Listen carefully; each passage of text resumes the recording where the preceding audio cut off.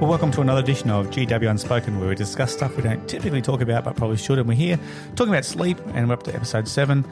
Again, I was going to talk about sleep in our routine, but I think we've done that enough. I'm going to talk tonight about sleep and weight gain and the connection that probably no one talks about. And, you know, we talk about stuff we don't typically talk about but should, and this is one.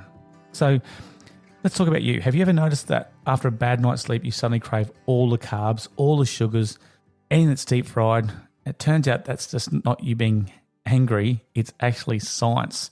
There's a huge connection between sleep and weight gain. And no, it's not just because you're too tired to hit the gym. Poor sleep messes with your hunger hormones and it increases the cravings and even slows your metabolism. So if you've been struggling with your weight despite even eating healthy and exercising, your sleep just might be that missing piece in your formula. So tonight we're going to unpack how bad sleep makes you hangrier, hungrier, slows fat loss, and messes you with your metabolism, and maybe what you can do to fix it. You know, a while back I went through a phase where I was sleeping terribly, too much late night, watching movies, too much caffeine, and it was definitely an inconsistent schedule, and I didn't change my diet at all, but somehow I was gaining weight. And I remember one morning, after only about 4 hours sleep, I went to the fridge and stared at a massive bag of spinach. Did I want the spinach? Absolutely not. Did I want pancakes and a muffin and possibly an entire pizza for breakfast? Absolutely yes. And I just didn't want it. I felt like I needed it. It turns out I wasn't crazy. My body was literally hijacking my appetite. And the more I researched, the more I realized sleep is one of the biggest factors in weight management. And yet no one talks about it enough. And here's a problem. Sleep deprivation increases hunger and cravings. The lack of sleep disrupts your hunger hormones, particularly ghrelin. Now, that's the hunger hormone. And leptin is a hormone that tells you you're full. And a study from the University of Chicago found that people who slept only 4 hours a night had 33% higher ghrelin levels and 18% lower leptin levels, meaning they're significantly hungrier than well-rested people. And guess what? When we're sleep deprived, we don't crave healthy food. No, we crave high-carb, high-sugar foods because the brain is looking for quick energy. And this explains why after a night of bad sleep, you're suddenly drawn to junk food like a moth to a flame. It's also a reason why our fast food chains do so well, because when you're starving, you're always craving things like salt and sugar. And that's the thing that it's fueling your insulin. So when those places like Macca's are calling those cravings to us and the kids in the car, oh, Macca's, it's because there's not enough protein in their diet and actually starving for those foods because that's what your brain is seeking. Here's another problem. Poor sleep slows your metabolism. And here's where it gets even worse. Bad sleep doesn't just make you eat more, it also makes your body burn fewer calories. So there's another study I was reading from Annals of Internal Medicine, and they found that just 4 nights of sleep deprivation reduced fat metabolism by 55%. That's huge. And that means your body holds onto fat more easily when you're not sleeping well. You know, if that wasn't bad enough, another study found that sleep deprivation leads to higher levels of cortisol, that stress hormone. So the elevated stress tells your body to store fat, particularly around your stomach. So if you've been struggling with that belly fat, despite eating well and exercising, that sleep or that lack of sleep could be sabotaging yourself. Interesting. Here's another problem. Late night eating and insulin resistance. So sleep deprivation also increases insulin resistance, which means your body has a harder time processing those carbohydrates. Another study from Stanford University found that just 1 week of poor sleep reduced insulin sensitivity by 30%, which is the same level seen in people at risk of type 2 diabetes.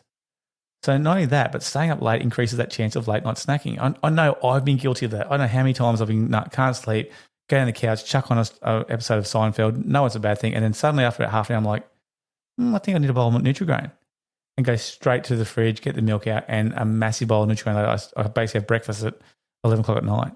You know, studies show that people like that, like me, who eat late at night, tend to consume more calories overall. And that's usually from, again, processed foods, because that's what your brain is seeking. So when you eat late, your body doesn't process food as efficiently, which leads to weight gain over time. So I don't know if you guys are the same. I don't know if anyone else feels the same, or you've had those late nights. Maybe you're someone who works late, like a truck driver, or getting late from home from work, and you're stressed and you're starving, and maybe you have those foods that aren't quite as healthy for you. So look, let's look at some solutions. We talked about some problems there. Here's some solutions. Number one, prioritize deep sleep for fat burning. Your body burns the most fat during deep sleep. It's called slow wave sleep. So the more quality sleep you get, the better your metabolism functions. So to increase that deep sleep, focus on consistent bedtimes. A cool room temperature. They're actually saying now about 16 to 19 degrees, which is quite cool. And don't be like me. Avoid screens before bed. Okay? And especially, like, I'm talking about TV screens myself, but I know people on the phones, and mobile phones are even worse because they've got that bright blue light in them. Number 2, cut late night eating. Give your body at least 2 to 3 hours before your last meal before you go to bed. And this helps regulate those blood sugar levels, ensures your body isn't trying to digest food when it should be resting and just repairing. Here's another one. How about you balance your hunger hormone? So to prevent sleep deprivation from hijacking your appetite, aim for that 7 to 9 hours of sleep per night. Also eating protein-rich meals, which I talked about before, during the day, because that can help regulate that ghrelin, and also leptin, which keeps those cravings in check. So protein's your friend. Here's another one. How about you manage your cortisol with a nighttime wind-down routine? So the elevated cortisol, we talk about it a lot, like that stress hormone, because that's the thing that can often keep you awake. If you can, that from poor sleep leads to fat storage. Remember that. So reduce stress hormone before bed with maybe some breath work. I know my wife at the moment is reading a book on breathing. Meditation, that's a huge one too. Stretching or reading. I like to read a book now about 20 minutes before bed instead of doom scrolling social media. So swap your TV, swap your Netflix, swap your tablets, swap your social media, you swap your gaming. Do 20 minutes of reading of something that maybe you're interested in. And I know it's not probably as exciting or riveting or dopamine-enriching as if you're watching TV or Netflix or a drama, whatever you're doing. But get into it. Get into that habit. Honestly, it makes a massive difference, and you probably get you better sleep. And here's the last one. Expose yourself to morning sunlight. We've talked about this before about circadian rhythm and controls your metabolism. And one of the best ways to regulate it is by getting natural light exposure in the morning. You know, our farmers used to do it. They used to get up in the morning when it was dawn, and then they'd go to bed, or they'd start getting prepared in the evening when the sun went down. So sunlight helps balance that melatonin and cortisol, and improves sleep at night and boosts a fat metabolism during the day. So try that. Try some of these things. If you're not getting much sleep, or you're wondering why you can't get rid of that midsection of your stomach, and you're eating well and you seem to be exercising a lot, and you think, well, why can't I get rid of it? Maybe it's the sleep. Maybe you can't kickstart that metabolism. So some of these ideas can help. So with your journal, try this. Again, please write this down. Take the time to do this. It'll take you like 5 minutes. Here's some calls to action for your journal entry. Number 1, think about a time when you had a bad night's sleep. Did you notice an increase in hunger or cravings the next day?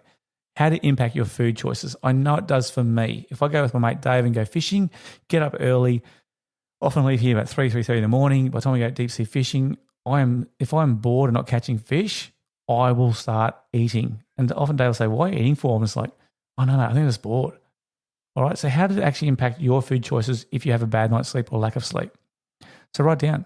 Number 2, track your late night eating habits. Are you eating close to bedtime? How might adjusting your mealtime affect your sleep and metabolism? Can you do that? In your work role, can you do that? You know, if you're studying out there and you're a student and you're suddenly hungry, can you change that around? All right, and the third one, what's one small change you can make to improve your sleep quality this week? Could it be reducing screen time before bed, creating a wind-down routine like we said about, maybe reading for something different, or maybe adjust your meal schedule? I'd just like you to try some of these things if you're struggling with sleep. It has a massive impact on, yes, our diet, which you talked about, also our weight gain, but also mentally and how we actually can function for ourselves and also towards others.